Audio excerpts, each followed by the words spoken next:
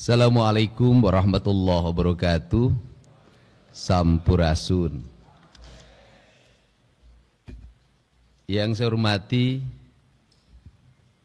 Saudara Ketua, Wakil Ketua, dan anggota DPRD Provinsi Jawa Barat yang masih nampak segar dan ceria menjalankan ibadah puasanya. Yang lesu itu menghadapi lebarannya. Karena saya tahu namanya anggota DPRD pasti banyak yang datang ke rumah untuk ingin dibahagiakan menjelang Hari Raya Idul Fitri. Sedangkan di nomenklatur anggarannya tidak ada itu tunjangan THR bagi para anggota DPRD. Yang saya hormati Forum Koordinasi Pimpinan Daerah Provinsi Jawa Barat,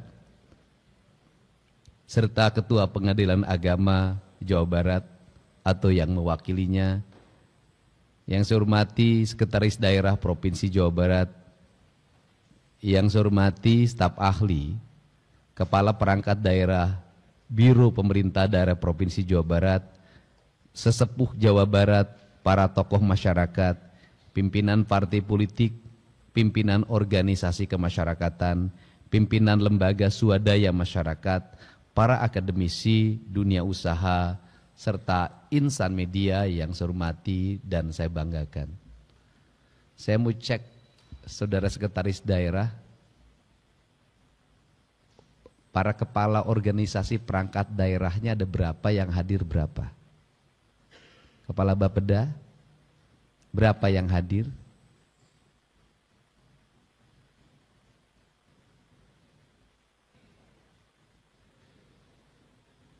Ya, berdiri. Ya, saya pikir tidak lengkap, silahkan. Karena yang nanti dipertanggungjawabkan adalah pekerjaan saudara-saudara yang sudah dikerjakan. Saya ucapkan terima kasih. Puji dan syukur kita panjatkan kehadirat Allah Subhanahu wa Ta'ala, Tuhan yang Maha, karena atas berkat limpahan rahmat dan karunia-Nya kita dapat hadir pada hari ini untuk menyampaikan laporan keterangan pertanggungjawaban LKPJ Gubernur Jawa Barat tahun 2024. Salawat dan salam senantiasa tercurah kepada Kanjeng Rasulullah SAW, kepada keluarga dan para sahabatnya, para pengikutnya, dan kita semua sebagai umatnya yang senantiasa menauladani apa yang menjadi jejak dan risalah kehidupannya.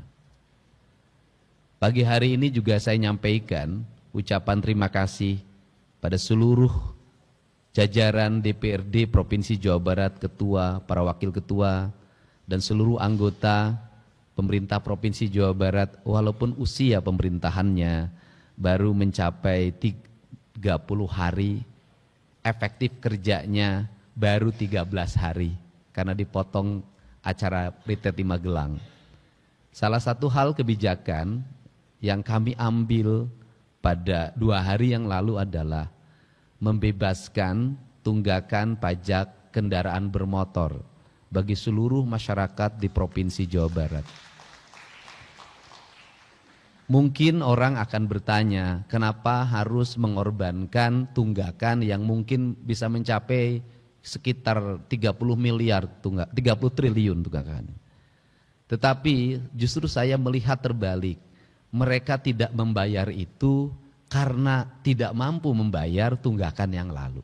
Akhirnya makin bertumpuk.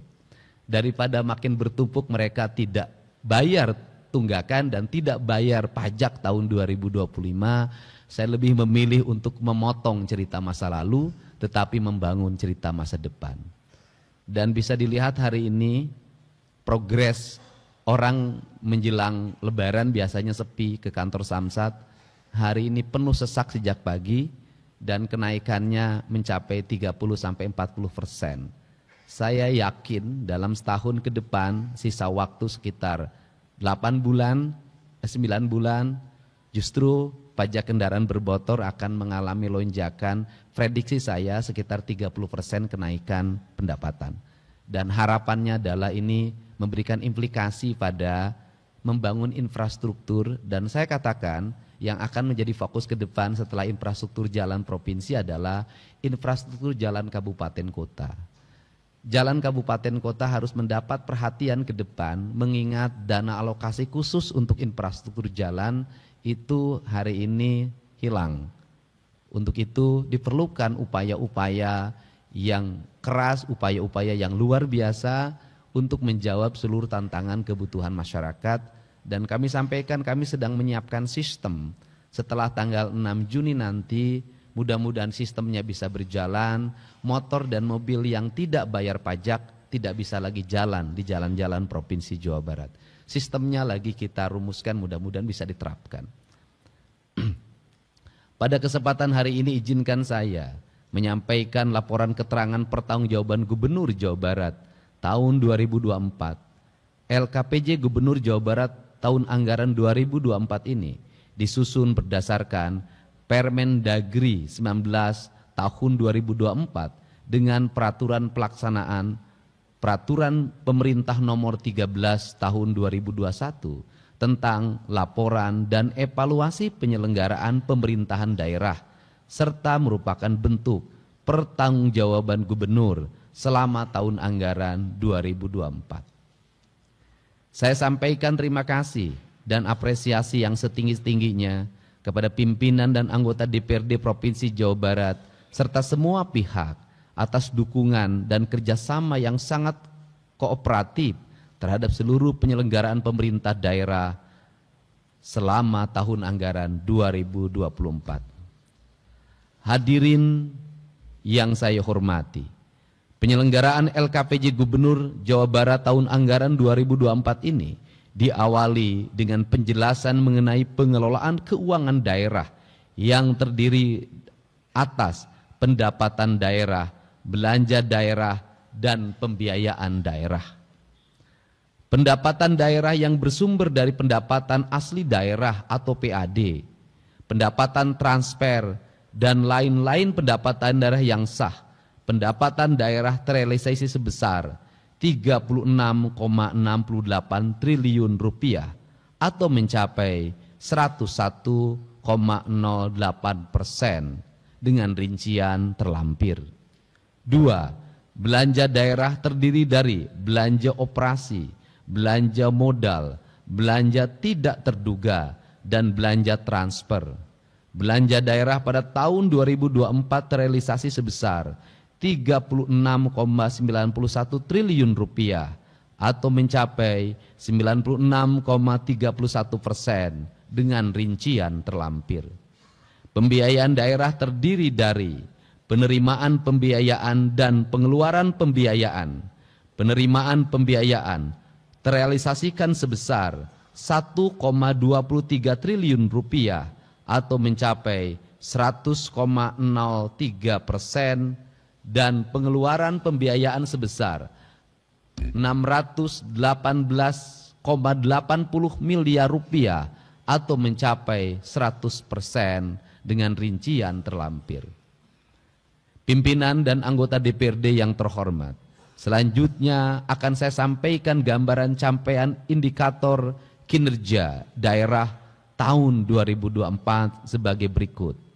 Capaian indikator kinerja makro yaitu indeks pembangunan manusia mencapai 74,92 poin, laju pertumbuhan ekonomi terkontraksi 4,95%, presentasi penduduk miskin 7,46%, tingkat pengangguran terbuka 6,75%, indeks Gini 0,41 poin, pendapatan per kapita ADHB 56,06 juta rupiah, dan laju pertumbuhan penduduk mencapai 1,13%. Pada indikator sasaran dan tujuan tahun 2024, capaian indikator ditunjukkan melalui rata-rata lama sekolah mencapai 8,87 tahun. Harapan lama sekolah mencapai 12,80 tahun. Angka harapan hidup sebesar 75,16 tahun. Prevalensi stunting mencapai 21,70%, angka tahun 2023. Pengeluaran per kapita disesuaikan sebesar 12,16 juta rupiah. Indeks pembiayaan gender atau IDG sebesar 71,74 poin, masih angka tahun 2023. Indeks pelindungan anak mencapai 65,61 poin, angka tahun 2023. Indeks pembangunan pemuda mencapai 51,17 poin, angka tahun 2023. Laju pertumbuhan sektor industri mencapai 3,52%.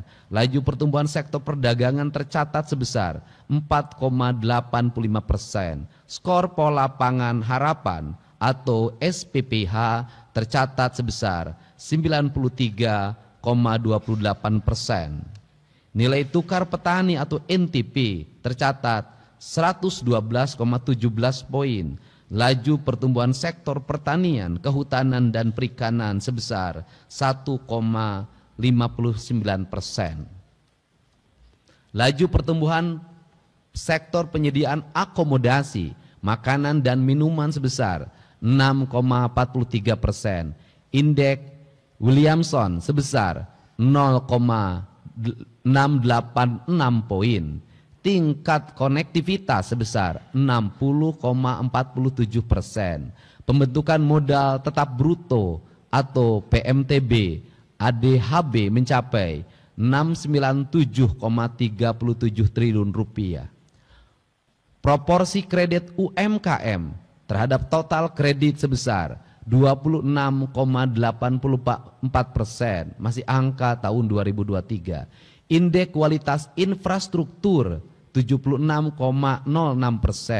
Persentase rumah tangga hunian layak sebesar 56,25%. Indeks kualitas lingkungan hidup mencapai 66,02 poin. Tingkat upaya penurunan emisi gas rumah kaca mencapai 7,99%. Indeks resiko bencana atau IRB sebesar 111,15 poin. Indeks desa membangun mencapai 0,8012 poin. Indeks demokrasi Indonesia mencapai 83,04 poin, angka tahun 2023. Indeks reformasi birokrasi mencapai nilai 93,08, dalam kurung mencapai A. Indeks inovasi daerah sebesar 81,27 poin. Ini yang menjadi sorotan untuk ke depan adalah indeks birokrasinya sudah A. Tapi indeks birokrasi A ini tidak akan memiliki makna apapun manakala kemiskinan masih tinggi, laju pertumbuhan penduduk masih tinggi, laju pertumbuhan ekonomi masih rendah, kemudian lamanya sekolah masih 8 tahun. Karena bagi saya ukuran layanan birokrasi bukan pada administrasi birokrasi, tapi pencapaian pembangunan itu sendiri sesungguhnya itu layanan birokrasi yang sebenarnya. Indeks daerah, indeks inovasi daerah sudah disampaikan tadi. Hadirin yang saya hormati, selanjutnya saya sampaikan capaian kinerja yang disampaikan berdasarkan urusan pemerintahan sebagai berikut. Urusan pemerintahan wajib, pelayanan dasar meliputi urusan pendidikan, ditunjukkan dengan realisasi angka partisipasi sekolah atau APS usia 16-18 tahun sebesar 71,15%. Angka partisipasi sekolah usia 4-18 tahun penyandang disabilitas sebesar 56,39%. Ini catatan ke depan, artinya bahwa kerangka pijak pembangunan ke depan harus mendorong anak-anak penyandang disabilitas untuk bersekolah. Caranya tidak usah dibuat sekolah eksklusif, tetapi dibuat sekolah inklusif, di mana sekolah-sekolah dasar, sekolah menengah pertama dibuat ruang khusus untuk penyandang disabilitas. Mereka bisa bersama bersekolah dengan anak-anak yang lainnya secara setara. Karena jumlah sekolah yang inklusif jaraknya jauh dan rata-rata penyandang disabilitas orang tuanya tidak mampu. Mereka habis oleh ongkos untuk pergi ke sekolahnya. Nilai raport pendidikan sebesar 69,79 poin. Laju sektor penyediaan akomodasi makanan dan minuman sebesar 6,43%.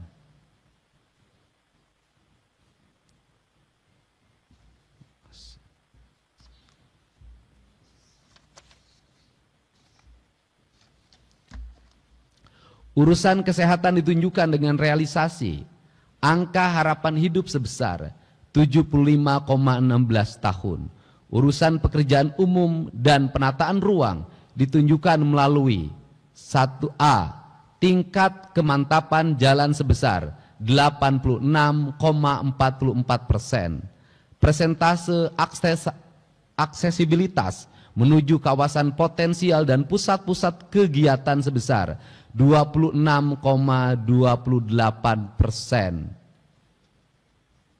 Ini yang masih catatan, artinya bahwa perspektif untuk pembangunan infrastruktur ke depan harus mulai diarahkan pada persentase aksesibilitas menuju kawasan potensial, kawasan ekonomi, kawasan industri, kawasan pertanian, kawasan peternakan, kawasan perikanan, kawasan kelautan. Karena itu yang akan memberikan daya dorong terhadap pertumbuhan ekonomi, aksesnya masih relatif rendah. Persentase pemanfaatkan ruang wilayah, kewenangan provinsi yang sesuai dengan tata ruang sebesar 59,80%. Dan khusus untuk bidang tata ruang ini menjadi fokus sorotan untuk ke depan.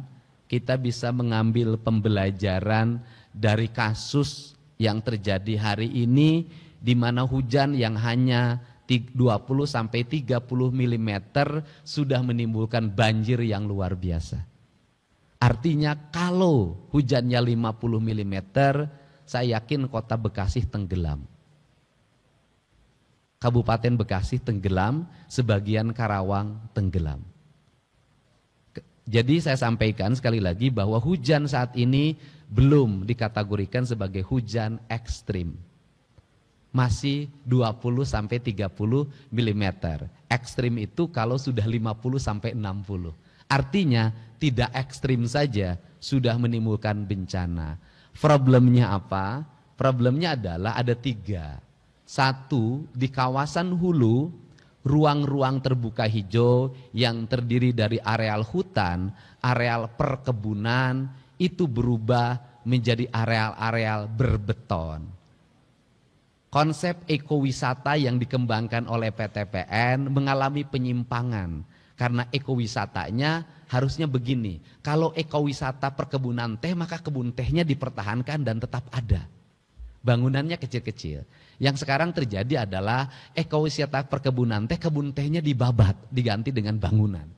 Sehingga Gubernur Jawa Barat mengeluarkan peraturan gubernur yang isinya larangan pembangunan perubahan kawasan pertanian, perubahan kawasan kehutanan, perubahan kawasan daerah aliran sungai, dan perubahan kawasan perkebunan. Dan ini akan berdampak pada tata ruang yang nanti akan disesuaikan dengan kabupaten kotanya. Nah kemudian yang kedua ini saya sampaikan juga, ini penting. Yang kedua adalah daerah aliran sungainya mengalami pendangkalan dan penyempitan. Bahkan sudah banyak yang bersertifikat hak milik. Ini yang menjadi sorotan utama dengan Kementerian PUPR.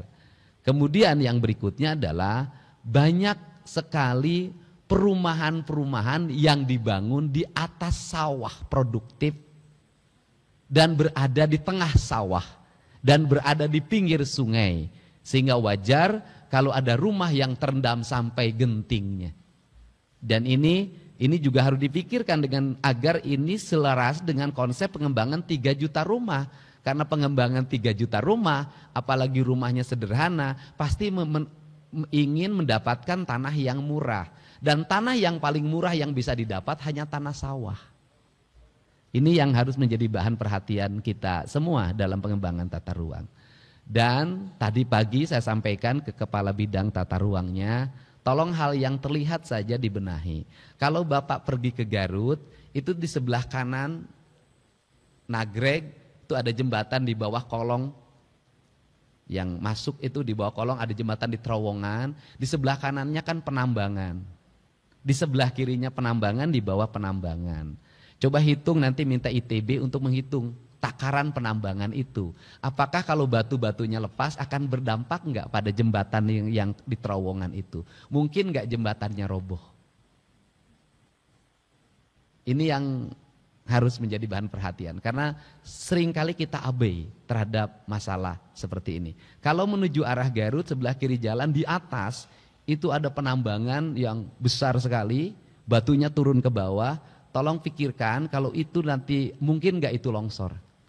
Ini pertimbangan seperti ini harus dilakukan. Karena bagi saya lebih baik mencegah karena sudah terjadi bencana biayanya sangat mahal.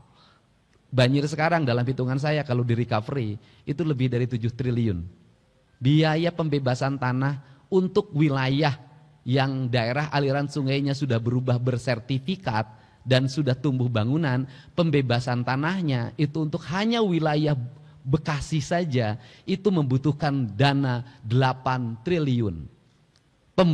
Pengerukan sungai dan pelebarannya itu membutuhkan biaya sekitar 8 triliun. Jadi untuk menyelesaikan itu saja 16 triliun. Berat sebenarnya. Makanya tata ruangnya harus segera dibenahi. Nah, persentase peningkatan kapasitas tampung sumber air sebesar 0,437%. Indeks kinerja sistem irigasi atau IKSI sebesar 57,04 poin. Akses sanitasi sebesar 75,1%. Akses air minum layak sebesar 94,9%. Akses penanganan sampah perkotaan sebesar 70,77%. Presentasi bangunan dan lingkungan yang memenuhi standar kelayakan kawasan strategis dan tematik sebesar 20%. Masih sangat rendah. Untuk itu ke depan bidang perumahan pemukiman harus segera membenahi. Presentasi bangunan gedung yang memenuhi unsur penyelenggaraan bangunan gedung sebesar 95%.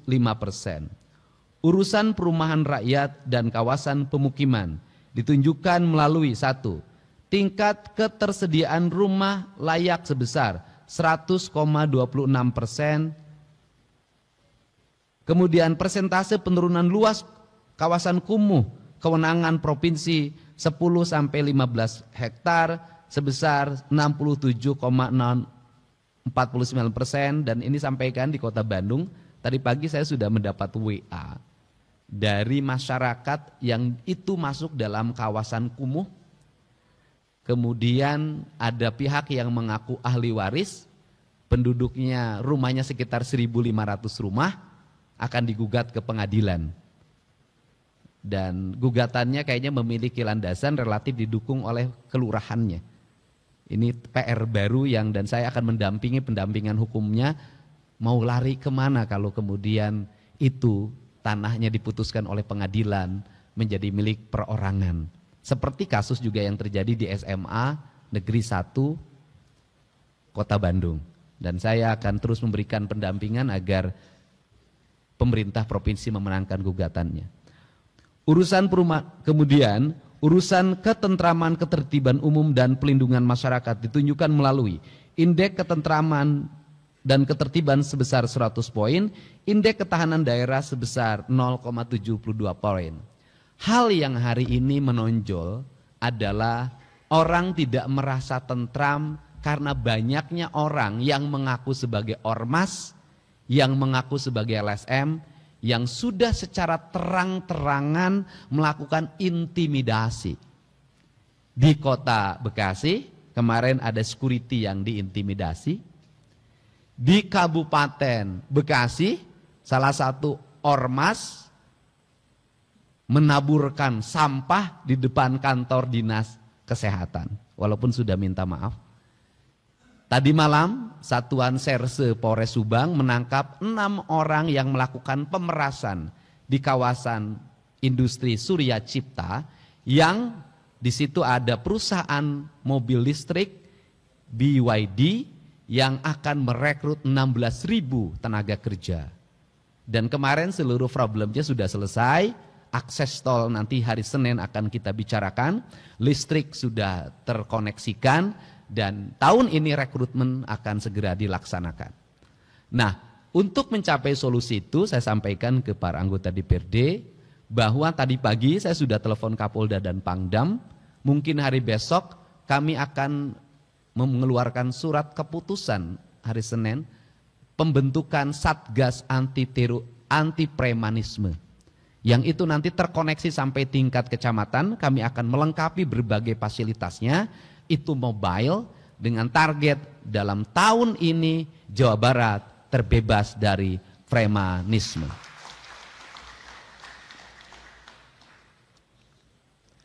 Urusan sosial, realisasi tahun 2024 ditunjukkan melalui indeks kesejahteraan sosial sebesar 44,57 poin. Urusan pemerintahan, nah ini urusan sosial, ada yang kasat mata. Di jalan-jalan menuju gedung DPRD ini, di perempatan-perempatan masih banyak orang yang minta-minta, orang yang ngamen. Saya sudah minta ke dinas sosial siapkan alokasi, mereka bawa problemnya apa, kalau memang kampungnya anterin ke kampungnya, kemudian cari solusinya. Kalau nggak berubah-berubah manusianya, kita tegas saja, tidak boleh lagi ada ngamen-ngamen di perempatan yang tidak jelas ngamennya. Ngamennya bukan berkesenian tapi hanya sekedar cari uang, yang ngelap-ngelap kaca, bawa anak-anak kecil untuk minta-minta. Karena bagi saya Kota Bandung adalah etalase dari peradaban Provinsi Jawa Barat. Saya tidak mau setelah hari raya ini tidak boleh lagi ada perempatan diisi oleh gelandangan, dan pemerintah provinsi, kabupaten, kota harus mampu menyelesaikannya secara tuntas. Ini komitmen saya. Kemudian urusan pemerintahan wajib non pelayanan dasar meliputi urusan tenaga kerja ditunjukkan melalui persentase pencari kerja diberdayakan sebesar 76,61%, tingkat pelindungan tenaga kerja sebesar 38,27%, masih rendah. Untuk calon tenaga kerja, saya minta DPRD yang membidangi Komisi Ketenagakerjaan, kita tidak mau lagi ke depan ada orang yang ngantri melamar kerja. Tetapi yang saya inginkan adalah setiap dinas kabupaten kotanya sudah memiliki data bursa kerja. Seluruh angkatan kerja ada di datanya, dan kemudian perusahaan yang akan merekrut tidak usah mengumumkan pendaftaran calon tenaga kerja. Cukup mengakses nama-nama yang dibutuhkan di perusahaan itu, kemudian diseleksi, setelah diseleksi baru mereka mengurus persyaratan kerja. Saya ingin persyaratan kerja itu diurus setelah dia dinyatakan sebagai calon tenaga kerja. Karena kalau persyaratan kerja dibuat ketika melamar kerja, orang tidak punya duit harus ngurus persyaratan tenaga kerja. Dan ongkosnya juga mereka tidak punya. Tapi kalau kemudian perusahaan mengakses langsung ke bursa kerja, maka di situ akan sangat cepat melakukan proses rekrutmennya. Yang kedua, ini disampaikan, percaloan kerja, tenaga kerja di Jawa Barat sangat tinggi. Banyak sekali oknum, baik oknum aparatur, oknum karang taruna, oknum ormas, oknum LSM, oknum aparat desa, dan oknum manajer personalianya bekerja sama melakukan rekrutmen, dan di situ berbayar. Angka pembayarannya itu dari kisaran 3 juta sampai 30 juta per orang. Dan itu dilakukan secara terbuka. Untuk itu saya sampaikan bahwa tahun ini tidak boleh lagi terjadi percaloan tenaga kerja. Yang lebih menyedihkan lagi adalah orang untuk memberikan suap atau pungli calon tenaga kerjanya, banyak yang minjem ke bank emok, banyak yang minjem ke bank keliling, rata-rata 15 juta. Menyedihkan lagi mereka menjadi tenaga kerja kontrak dan setahun kontraknya diputus dan akhirnya menjadi gelandangan orang tuanya. Jadi saya menemukan banyak kasus itu. Untuk itu ini yang harus segera dituntaskan di Provinsi Jawa Barat agar investasi kita investasi yang nyaman. Urusan pemberdayaan perempuan dan pelindungan anak ditunjukkan melalui persentase kabupaten kota yang melaksanakan 7 persyaratan pengarus utamaan gender sebesar 100%. Persentase keberhasilan penanganan kasus kekerasan, eksploitasi, dan diskriminasi terhadap perempuan sebesar 100%. Tingkat penanganan kasus kekerasan, eksploitasi, dan diskriminasi atau KED terhadap anak sebesar 100%. Persentase kabupaten kota yang menerapkan klaster kabupaten kota yang layak anak sebesar 100%. Urusan pangan ditunjukkan melalui skor pola pangan harapan atau SPPH. Tingkat ketersediaan pangan sebesar 95,37 poin. Tingkat konsumsi pangan yang terdiri dari konsumsi energi sebesar 2.069,9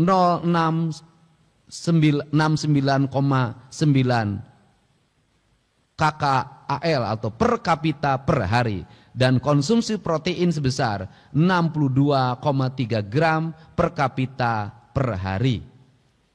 Urusan pertanahan ditunjukkan melalui tingkat tertib tata kelola pertanahan.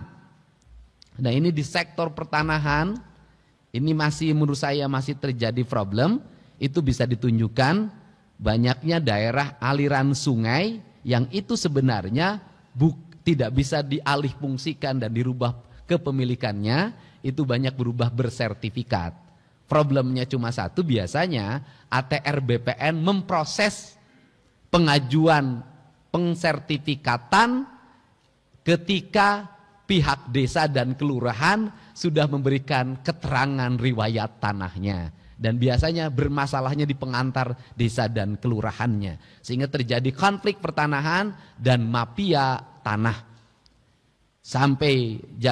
Jadi di kita ini sudah, kalau lautnya sudah disertifikatkan seperti di Subang dan di Bekasi, daerah aliran sungainya sudah disertifikatkan, yang belum gunungnya sudah disertifikatkan, mata airnya sudah disertifikatkan, yang belum disertifikatkan adalah awan dan langit. Urusan lingkungan hidup ditunjukkan melalui indeks kualitas air sebesar 46,86 poin, indeks kualitas air laut sebesar 88,34 poin, indeks kualitas udara sebesar 83,68 poin, indeks upaya penurunan emisi gas rumah kaca limbah domestik sebesar 13,68 poin. Yang masih rendah itu adalah indeks kualitas air. Untuk itu salah satu yang paling mencolok di depan mata kita adalah Bendungan Cirata, Bendungan Saguling, Bendungan Jatiluhur. Airnya sudah berubah menjadi seperti air kocok. Kenapa? Jumlah keramba terampungnya melebihi kapasitas. Yang harusnya 10.000 menjadi 60.000. Sehingga terjadi kejenuhan ketika bulan November mereka menanam ikan, maka bulan Januari ikannya mati. Yang berikutnya yang harus menjadi bahan perhatian adalah angka korosi terhadap turbin yang membuat turbinnya menjadi berumur pendek. Yang berikutnya adalah kualitas air, karena airnya dikonsumsi untuk kepentingan air minum baku warga melalui jaringan PDAM atau PAM, baik pemerintah di sekitar Jatiluhur maupun DKI Jakarta. Yang berikutnya yang harus dipikirkan oleh kita semua adalah alih fungsi lahan yang terjadi di hulu, kemudian mengalir ke Citarum dan sampahnya, kemudian masuk ke danau, maka danaunya akan mengalami percepatan pendangkalan. Ketika danau mengalami percepatan pendangkalan, kedangkalan danaunya tidak bisa diproses lagi. Kenapa? Karena lumpurnya tidak bisa dibuka. Kenapa lumpurnya tidak dibuka? Karena daerah aliran sungai Citarumnya kanan kirinya sudah berubah menjadi daerah perumahan dan pemukiman serta kawasan industri. Ini jangka panjang yang harus menjadi bahan perhatian karena menyangkut keselamatan warga. Kemudian yang berikutnya masih bicara air bawah tanah. Air bawah tanah sampai hari ini masih digunakan oleh industri. Tetapi izinnya tidak bisa diberikan. Izin tidak bisa diberikan, air bawah tanah tetap digunakan. Sama dengan kasus pajak kendaraan bermotor. Tidak bisa bayar, tapi tetap pakai jalan. Airnya tetap dipakai, kualitas air bawah tanah mengalami penurunan, tanahnya mengalami penurunan, perusahaannya tidak bayar pajak karena tidak ada izinnya. Saya akan mencari solusi tentang ini. Ruginya 2 kali. Tapi kita melakukan pembiaran, yang akhirnya itu biasanya ketika datang orang ditakut-takutin perusahaannya bayar, datang orang ditakut-takutin perusahaannya bayar, negara rugi. Saya nggak mau negara dirugikan seperti ini. Nah, seharusnya bagaimana? Seharusnya adalah ketika ada perusahaan yang menyedot air bawah tanah, kemudian pajaknya diambil, pajaknya diprioritaskan untuk masyarakat di sekitar perusahaan itu, agar masyarakat mendapat air baku yang memadai. Ini yang menjadi fokus dan ini akan menjadi hal yang mendapat perhatian. Urusan administrasi kependudukan dan catatan sipil ditunjukkan melalui persentase kinerja administrasi kependudukan dan catatan sipil sebesar 94,26%. Urusan pemberdayaan masyarakat dan desa ditunjukkan melalui persentase strata desa mandiri sebesar 46,09% dan persentase strata desa berkembang sebesar 9,57%. Urusan pengendalian penduduk keluarga berencana ditunjukkan melalui angka fertilitas total atau total fertility rate 2,03 anak. Urusan perhubungan ditunjukkan melalui persentase peningkatan pengguna angkutan umum di Jawa Barat sebesar 4,93%. Persentase tingkat aksesibilitas sebesar 41,12%. Ini pengguna angkutan umum cenderung mengalami penurunan karena orang hari ini punya mobil sendiri dan punya motor sendiri, tetapi akibatnya kemacetan. Dan saya katakan angkutan yang paling layak untuk mengangkut secara massal dan paling efektif serta tidak mengorbankan terlalu banyak tanah adalah kereta api. Jadi misalnya di Kota Bandung mungkin ke depan kita kembangkan itu. Urusan komunikasi dan informatika ditunjukkan melalui indeks keterbukaan informasi publik sebesar 85,22 poin. Indeks sistem pemerintahan berbasis elektronik SPBE sebesar 4,73 poin. Ini rata-rata kabupaten kotanya belum terkoneksi dengan baik. Urusan koperasi dan usaha kecil menengah ditunjukkan dengan realisasi presentasi sebesar koperasi yang berkualitas sebesar 33,12%, presentasi UMKM yang naik sebesar 78,25%. Khusus untuk koperasi, kami menyampaikan ini bahan koreksi dan bahan pidana ke depan. Saya nyampaikan kemarin ke kantor wilayah BI. Di berbagai daerah itu apalagi di dekat perusahaan-perusahaan pasti ada koperasi namanya KOSIPA. Koperasi simpan pinjam. Kalau orang Kerawang pasti senyum. Kelihatannya seperti koperasi. Tetapi sesungguhnya itu adalah rentenir yang berbajukan koperasi. Tidak ada anggota yang nyimpan uang di situ. Yang ada adalah yang pinjam. Jaminannya biasanya ATM para pegawai pabrik, para pensiunan. Dan kemudian negara ruginya 2. Mereka memasang tarif bunga 10%. Mereka tidak bayar pajak. Sehingga di Jawa Barat banyak orang yang datang tiba-tiba punya uang 1 miliar asal mau gebrak-gebrak orang. Dalam 1 bulan dia tergaji 100 juta. Dan itu melahirkan orang cepat kaya. Orang cepat kaya ini melakukan kekerasan kalau nagih. Dan kemudian mereka tidak bayar pajak. Rugi perbankan yang dibayar pajak dengan bunga rendah. Tetapi untuk perbankan sendiri secara terbuka saya sampaikan di sini. Saya meminta sebagai pemegang saham mayoritas di Bank Jabar untuk menurunkan bunganya. Saya minta Bank Jabar di RUPS nanti segera menurunkan bunganya. Karena bunga Bank Jabar terlalu besar menurut saya. Bunganya ini tujuannya untuk apa? Untuk akses ekonomi berkembang dan berjalan. Kalau kita hari ini mulai April nanti akan tender-tender terbuka dilakukan di mana-mana. Para kontraktor daerah menggunakan jasa Bank Jabar dengan tingkat bunga rendah. Maka itu akan mendorong pertumbuhan ekonomi di Jawa Barat. Kalau bunganya rendah maka mereka juga akan melahirkan kualitas pembangunan yang baik. Dan uangnya cepat berputar di seluruh wilayah Provinsi Jawa Barat. Jadi saya tegankan ke Bank Jabar ada 3 hal yang harus dilakukan. 1, menurunkan bunga. Yang kedua, merampingkan struktur birokrasi di Bank Jabarnya. Yang ketiga, mengurangi jumlah komisaris, mengurangi jumlah direktur. Yang keempat adalah menurunkan biaya operasionalnya yang mencapai 90%, itu harus turun ke angka 45%. Kalau itu dilakukan, maka dividen Bank Jabar akan meningkat ke depan. Dan berikutnya, kalau kira-kira CSR menimbulkan masalah dan disalahgunakan, lebih baik CSR itu dimasukkan ke kas daerah, menjadi pendapatan daerah dan menjadi dividen. Dan itu menjadi angka pembangunan. Karena ketika CSR itu kebijakannya politik, seringkali terjadi penyimpangan dan penyalahgunaan atas nama CSR. Ini RUPS-nya akan dilakukan di bulan April ke depan. Ini komitmen saya, termasuk juga Bank Jabar harus melakukan restrukturisasi terhadap jumlah kantor. Kalau kantor cabangnya tidak produktif, maka ditutup saja. Hanya kantor-kantor cabang yang produktif. Dan kemudian titik tekannya adalah pembangunan, pengembangan, fasilitas yang baik justru harus ada di kantor-kantor cabang.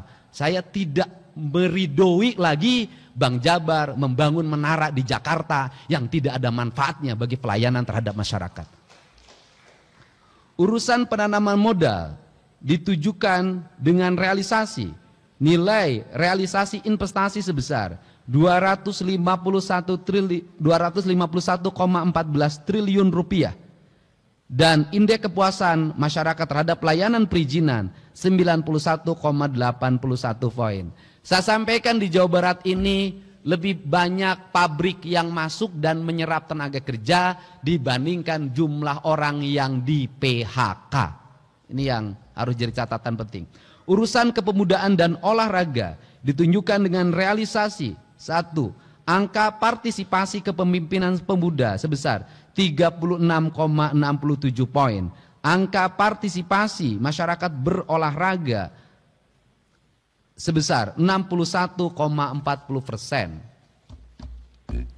Peringkat Jawa Barat pada multi event nasional termasuk peringkat 1 ya, juara PON ya. Urusan statistik ditunjukkan dengan tingkat kematangan penyelenggaraan statistik sektoral 3,007 poin. Urusan persandian ditujukan dengan indeks keamanan informasi yaitu indeks kami dengan 642 skor. Urusan kebudayaan, nah ini sandi ini yang paling dekat, yang paling banyak dipakai adalah sandi menjelang lebaran. Kalimat sandinya begini, ayak meren, itu sandi. Ini saya jelasin ya, pada waktu ada kepala desa yang menentang ketika daerah aliran sungainya di Gabus Bekasi itu dibongkar. Saya menyatakan ke kadesnya, oh ini nggak ada sewa-sewaan segala macam. Saya katakan ayak meren. Ternyata 2 hari setelah itu saya menemukan orang Sumedang tinggal di bantaran sungai itu membeli tanah di daerah aliran sungai itu sewa 1 juta per meter. Dia sewa 7 juta per meter per tahun. Jadi bantaran sungai itu kenapa penuh dengan rumah, dengan toko ayak meren. Itu bayangkan kalau di Bekasi itu ada 1.000 bangunan kali 1 juta, berapa puluh miliar itu uang yang beredar. Makanya mereka menolak dibongkar dan saya dianggap otoriter karena ayak merennya terganggu. Nah, urusan Perpustakaan ditujukan dengan indeks pembangunan literasi masyarakat sebesar 72,76 poin. Nilai tingkat kegemaran membaca masyarakat 75,07 poin. Urusan kebudayaan ditujukan dengan persentase pemajuan kebudayaan Jawa Barat sebesar 38,39 poin. 39%. Ini kebudayaan itu jangan dipahami kesenian, arsitektur itu kebudayaan, perilaku hidup manusia itu kebudayaan. Kemudian perpustakaan itu kebudayaan, tata ruang itu kebudayaan, makanan itu kebudayaan, bahasa itu kebudayaan, seni itu kebudayaan. Jadi orang yang kebudayaan maju itu adalah orang yang mengalami perkembangan pengetahuan, perkembangan tata ruang, perkembangan industri, perkembangan UMKM dan seluruh perkembangan itu memiliki nalar kebudayaan, yaitu nalar kearifan lingkungan, itu nalar utamanya. Bahasa sederhananya, nalar karuhur sirungan kahandap akaran. Urusan kearsipan ditunjukkan dengan nilai laporan audit kearsipan internal, baik sebesar 38 perangkat daerah dan tingkat keberadaan dan keutuhan arsip sebesar 100%.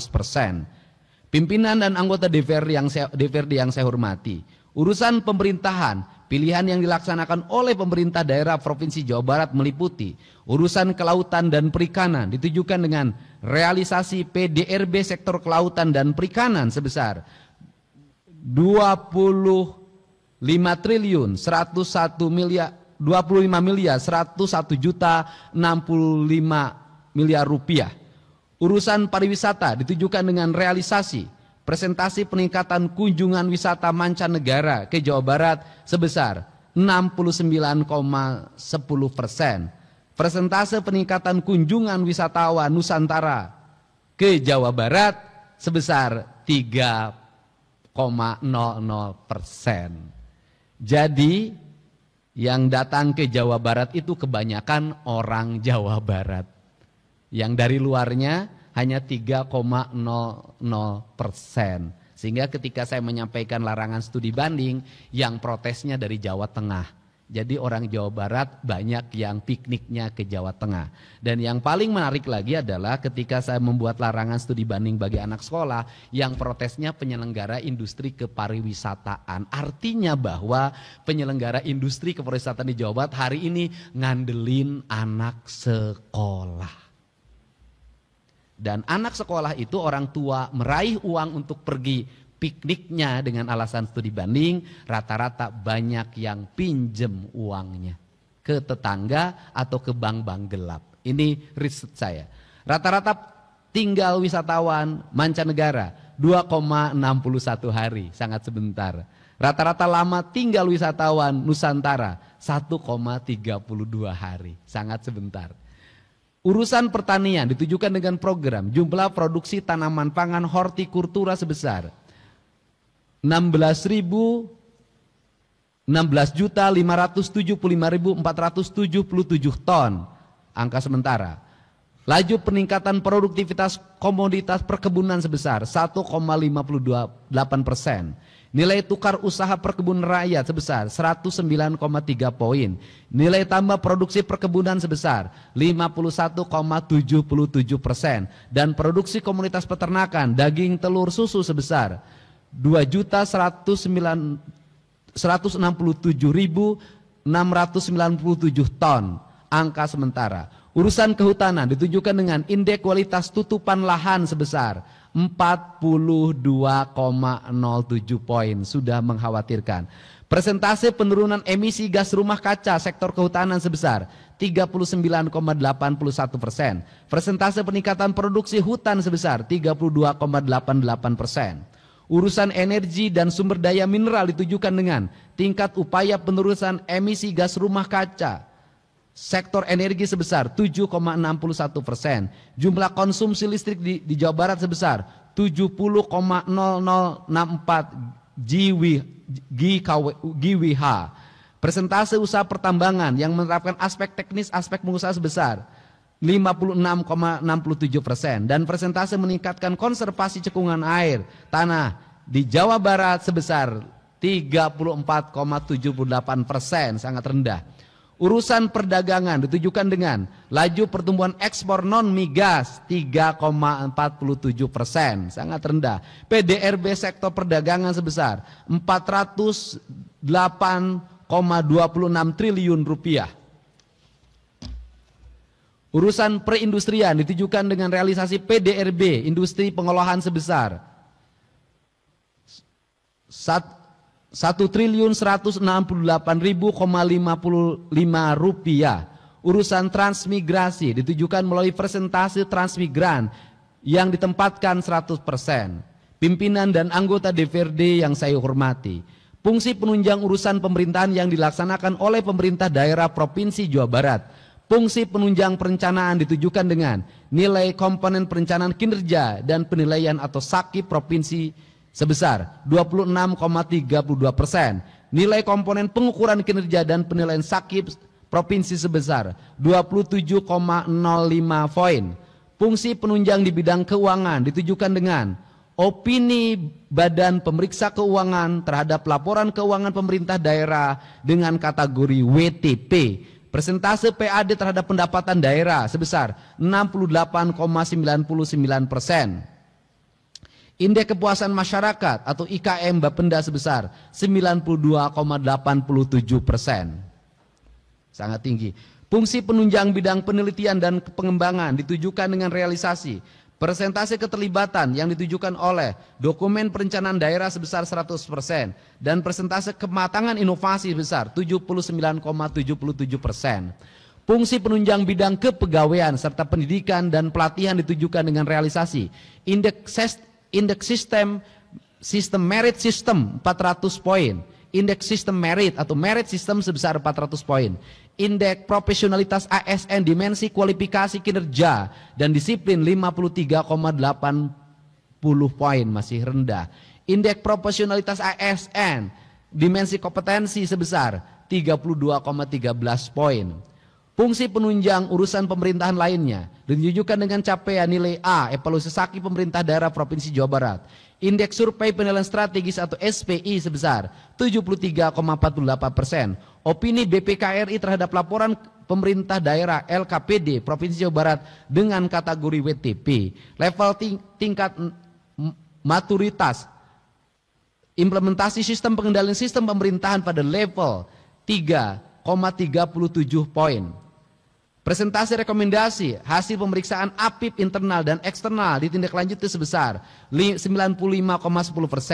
Indeks kepuasan masyarakat atau IKM terhadap pelayanan badan penghubung sebesar 96,85 poin pada kategori yang sangat baik.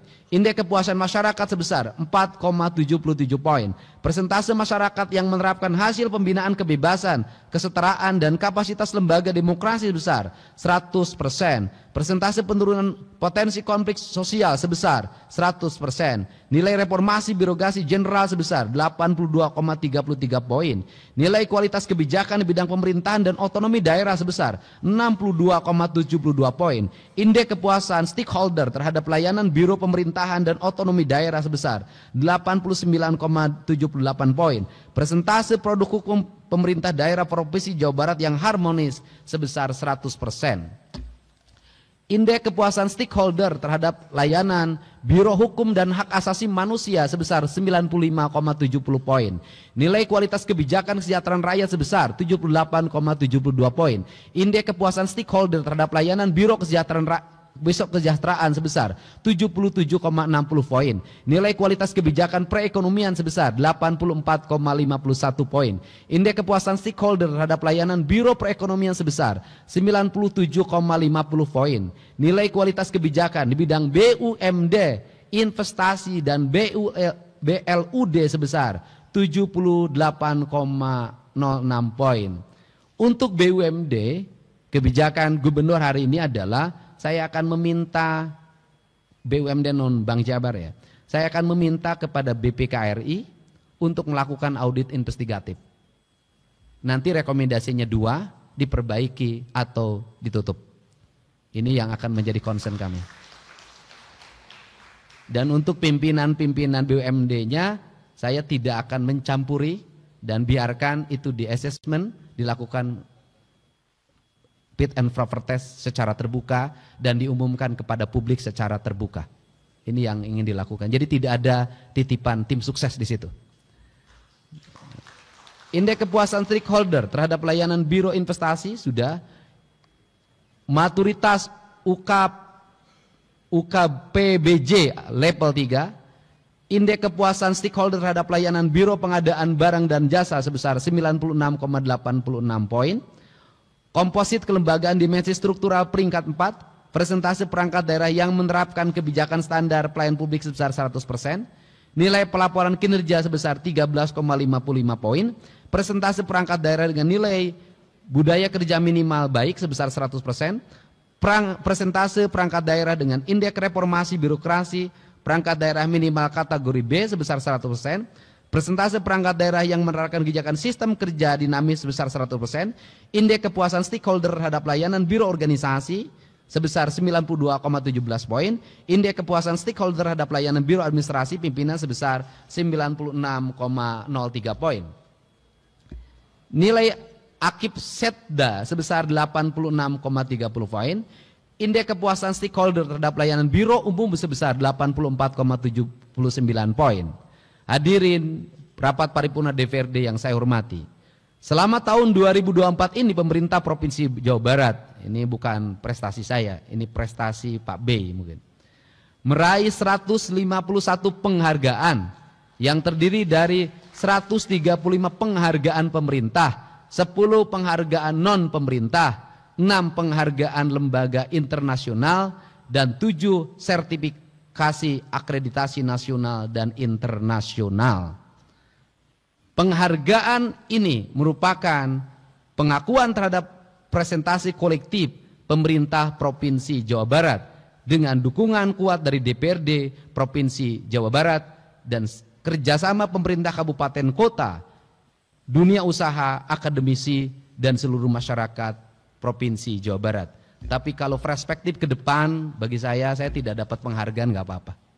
Yang penting jalan di Jawa Barat pada bagus, rumah-rumah rakyat pada bagus, rakyatnya terurus, anak-anak sekolah, masyarakat Jawa Barat setiap hari tersenyum dan pemerintah turun langsung setiap kesulitan. Nggak dapat penghargaan juga nggak apa-apa. Gitu. Nah, kemudian pada momentum kita, pada saat ini kita bisa melakukan evaluasi atau renungan terhadap berbagai kebijakan yang kita lakukan. Sehingga dalam perspektif ke depan, seluruh penilaian yang dilakukan oleh para anggota DPRD Provinsi Jawa Barat yang nanti dalam bentuk pansus bisa menjadi bahan evaluasi dan koreksi dengan tidak mengulangi kesalahan serupa. Bagi mereka yang indeksnya sudah mencapai tingkat kepuasan tinggi, maka kita harus terus meningkatkannya. Masih rendah, maka kita harus memperbaikinya dengan kebijakan-kebijakan yang terukur. Untuk itu saya mengucapkan terima kasih. Dan pada kesempatan hari ini, atas nama masyarakat Provinsi Jawa Barat, saya menyampaikan selamat menjalankan ibadah puasa dan selamat menyambut Hari Raya Idul Fitri 1 Syawal 1446 Hijriah. Semoga lebaran yang akan kita jalani, lebaran yang memberikan rasa nyaman, rasa aman, rasa bahagia. Dan kita juga harus menyampaikan apresiasi terhadap seluruh jajaran kepolisian, jajaran TNI, Satpol PP, Linmas, para medis, para pekerja sosial, yang mulai hari ini mereka mulai meninggalkan keluarganya, ada di pos-pos keamanan untuk memastikan masyarakat di Jawa Barat bisa berlebaran secara aman, tertib, dan bahagia. Dan saya sampaikan kepada para anggota DPRD yang terhormat, ini bagian pengawasan di masyarakat, jalur-jalur mudik yang sering kredit seperti di jalur Limbangan, di jalur Tasik, di jalur Kuningan, di jalur Cirebon, dan di jalur Subang yang kelewati mudik, tukang becanya, supir angkotnya, tukang ojeknya, kemudian juga kusir delmannya, itu mendapat uang tinggal di rumah sebesar 3 juta rupiah per orang. Dan mereka mendapat alokasi 1,5 juta 2 hari sebelum hari raya dan 1,5 juta setelah hari raya. Mereka tidak bekerja dengan meninggalkan jalan yang mereka lalui, tetapi mereka bisa menikmati lebaran dengan baik. Ini solusi kami untuk mencegah kemacetan. Nah, untuk itu saya ucapkan terima kasih. Semoga Allah Subhanahu wa taala memberikan bimbingan dan perlindungan pada kita semua. Salam untuk keluarganya di rumah. Semoga kita semua bisa menjalankan lebaran dengan penuh rasa bahagia dan sukacita. Wallahu muwaffiq ila aqwamit thoriq. Assalamualaikum warahmatullahi wabarakatuh. Sampurasun. Sekali merdeka tetap merdeka.